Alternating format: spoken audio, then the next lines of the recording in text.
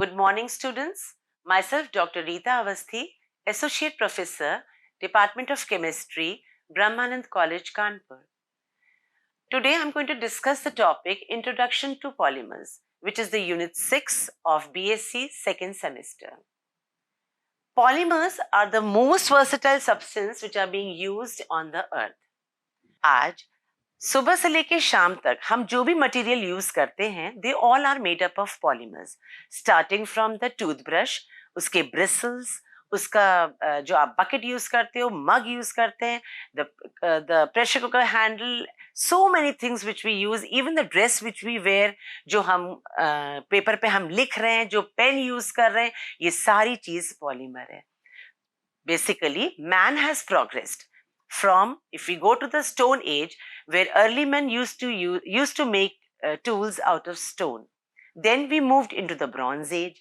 फिर आया Iron Age, where smelting technology was adopted. And now we are using polymer, and so we have entered into the age of plastics or into the age of polymer. So now we are going to discuss some basic concepts and the definitions of some of the important terms in the topic polymer. Like polymers are the materials which are long chain materials containing hundreds of monomers together.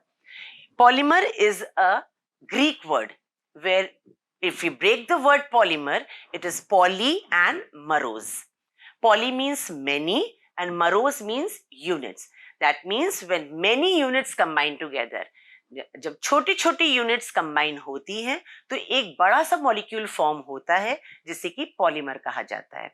And the process by which the polymer is formed is known as polymerisation.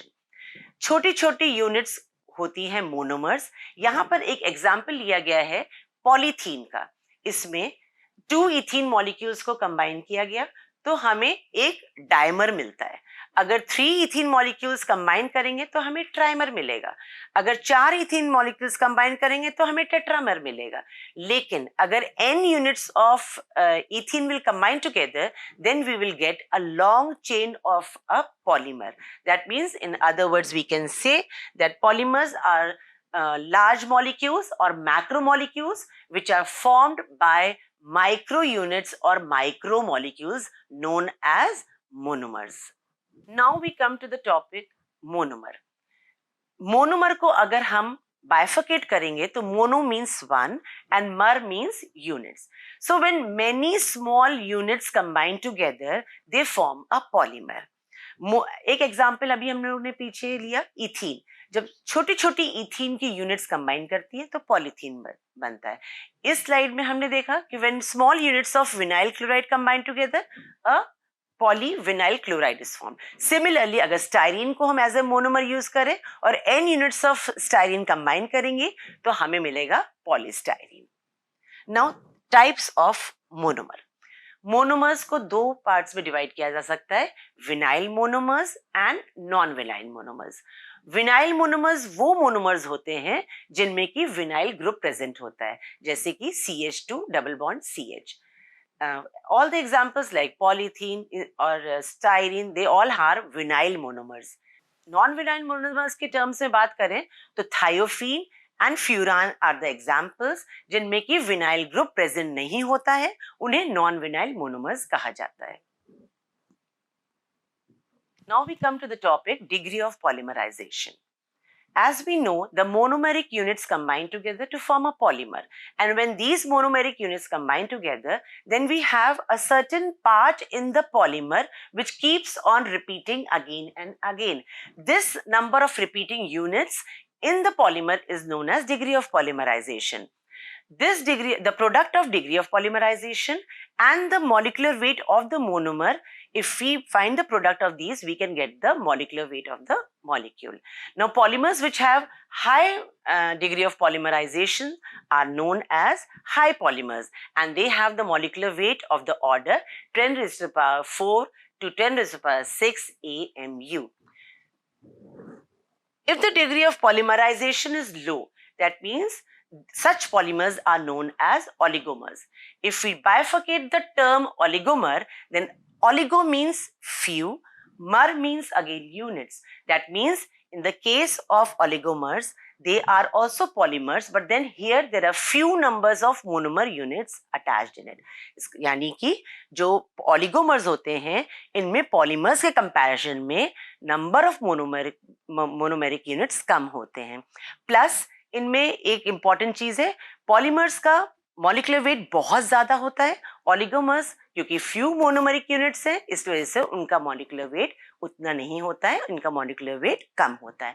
And the process by which oligomers are formed is known as oligomerization.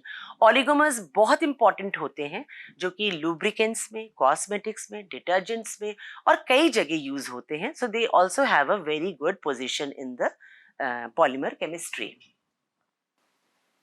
Now functionality. किसी भी monomer में अगर functional group attached है या उसमें double और triple bond है तब उसमें फंक्शनैलिटी होती है. That means what is functionality?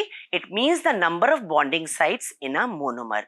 सो एक सब्सटेंस को मोनोमर तभी कहा जा सकता है जब उसमें दो या दो से ज्यादा रिएक्टिव साइट्स हो. That means it should be bifunctional और polyfunctional. Some examples have been taken up in the next slide. Like कुछ compounds discuss किए गए हैं जैसे acetic acid CH3COOH, इसमें एक functional group है तो इसकी functionality है 1. Malonic acid में दो COOH ग्रुप है तो इसकी फंक्शनैलिटी है 2. और अदर एग्जांपल्स भी दिए गए जैसे इथाइल अल्कोहल में एक फंक्शनैलिटी है, इथिलीन ग्लाइकोल में दो फंक्शनैलिटी है, लैक्टिक एसिड में दो फंक्शनल ग्रुप्स है, OH भी है और COOH है तो इसकी फंक्शनैलिटी 2 है. विनाइल क्लोराइड में फंक्शनैलिटी 2 है क्योंकि इसमें डबल बॉन्ड है और एसिटिलीन में ट्रिपल बॉन्ड है जिसमें दो पाई बॉन्ड्स है इसलिए इसकी फंक्शनैलिटी 4 है. So these all are polymers. Now the characteristics of polymers. ये polymers के क्या खास characteristics होते हैं? सबसे पहले all polymers are held together with the help of covalent bonds. Secondly, इनकी tensile strength बहुत ही low होती है. They are corrosion resistant and have a very good molding capacity. They have a characteristic glass transition temperature. In polymers को जब हम solvent में dissolve करते हैं तो they do not get fully dissolved. इनका कोई saturation point नहीं होता है but they just swell up. तो उससे होता क्या है कि जिस solvent में हमने polymer को dissolve किया है उस polymer की उस solvent की viscosity बढ़ जाती है as compared to the original solvent. That means the concentration, the viscosity of the solution increases as compared to the solvent. Polymers have average molecular weight. उनका कोई fixed molecular weight नहीं होता है because it depends on the process by which these polymers are formed. So इनको हम आगे के topic में discuss करेंगे how to determine the molecular weight of polymers. They have a softening temperature range. इसका मतलब ये होता है कि polymers को जब हम heat करते हैं तो they don't have a sharp melting point जैसे कि normal organic compounds का होता है. इनका एक softening temperature range होता है. वो temperature जहाँ पे वो melt करते हैं वो range काफी बड़ी होती है. इस वजह से हम इसका कभी melting point find नहीं कर सकते और इसको हम कहते हैं they have a softening temperature range.